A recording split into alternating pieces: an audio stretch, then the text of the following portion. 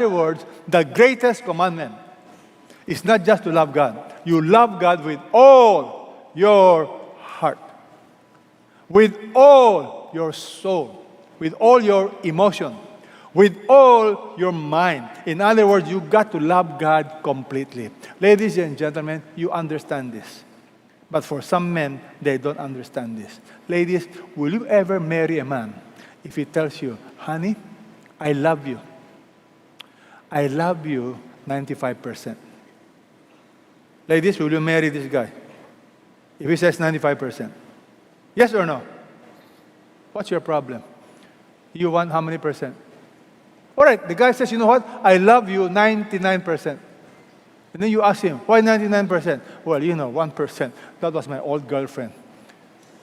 My old girlfriend, I'm just giving her 1%. And by the way, once a month, I will have lunch with her. We won't have sex. We won't do anything, but, 1% for her. 99% for you. Will you marry me? What will you do, ladies? Will you say yes? What's wrong with you? Why are you so demanding? Why do you want 100%? Can I tell you why? The very nature of love demands 100%. So when God tells you, when Jesus tells us, love God, how many percent? Everything. Let me ask you, do you love God with all your heart? That is the message today. Love God with all your heart. You know why? If you love God, you will learn to love people. Let's read this together. The second is like it. You shall love your neighbor as yourself. On these two commandments depend the whole law and the prophets. Notice why love is important. Once you love God, you learn to love people. Loving God is not equal with loving people. There are two separate commandments, but one comes first. Love God first. When you love God, you love people. Do you understand? Love God first, foundational. Then you love people. Why is love so important?